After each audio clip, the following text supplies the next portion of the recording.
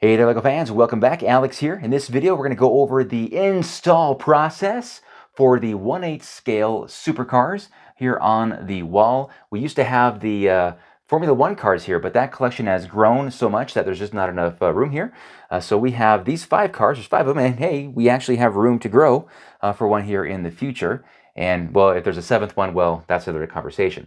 So as I went on to the install process on these, I actually want to do them the same as the F1 cars and have them horizontal, but that had catastrophic results. So we're going to do them vertically is the word here, guys. And let's go ahead and start here with the McLaren. So what I thought I'd do is kind of show you how each of these is connected to the wall and the frame of the vehicle, because they're all quite different, and 2 of them were a particular challenge. So I installed these in the order they were released, so the Porsche there at the top and of course the McLaren here at the bottom. So we're going to go ahead and start with the McLaren, which was by far the easiest one to install. Underneath this thing, what you're looking for underneath these things on the frame is an easy spot to connect an axle to.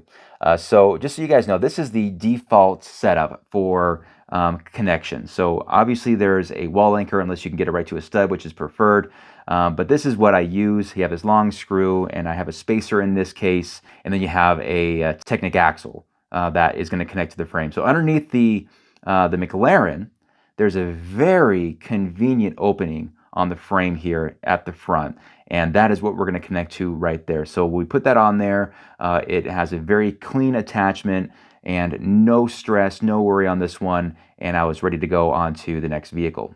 The Ferrari was a small challenge. Now the connection actually wasn't too bad on this. Fortunately, towards the front, there was this orange axle pin, and I was able to connect to that very, very easy. So no problem there. However, the challenge with the Ferrari was that the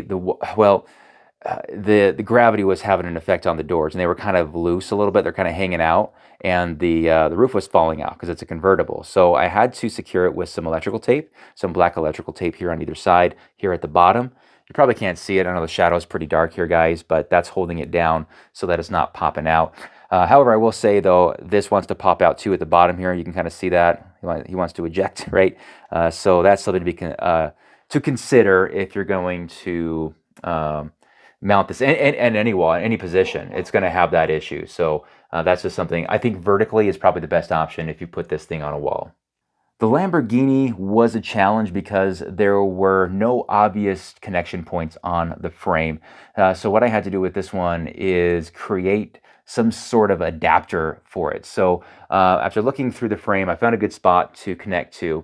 Actually, it was a good spot to connect to, but there was this a gear in the way, right? So with that gear there, it wasn't easy to connect with my typical connection. So I had to create a little device, a little adapter device. This is how it looks here, pretty simple. And then ran that through so it goes around that gear, secure it with some elements on the other side of the frame there, and that allowed me to connect it to the standard hook that I have. However, I didn't have to add a spacer to that one because, well, the adapter I made is basically the spacer. But once that was done, it hooked on very nicely and no drama after that.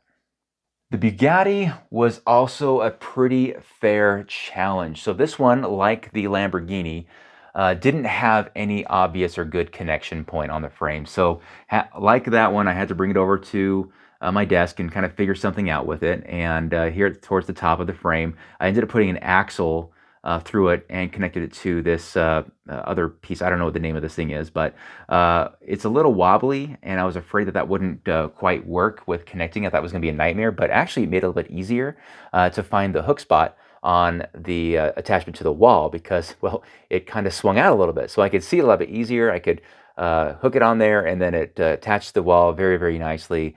And luckily for me, no drama after that. The Porsche was probably the second easiest to install because, like the McLaren, it had a pretty convenient opening here on the frame towards the front, so that traditional hook that I have made for it worked very, very nicely. So no drama there, so hooked it on there. However, the issue though with the Porsche is that it has a very loose luggage slots. So if that pops out, it'll be easy to fall out. So to solve that, I actually just turn that case sideways and close it, and then it's just fine. And that is how to install all 5 of these things. As you can see, the approach here was to keep them about a relatively same distance apart, about 3 inches or so.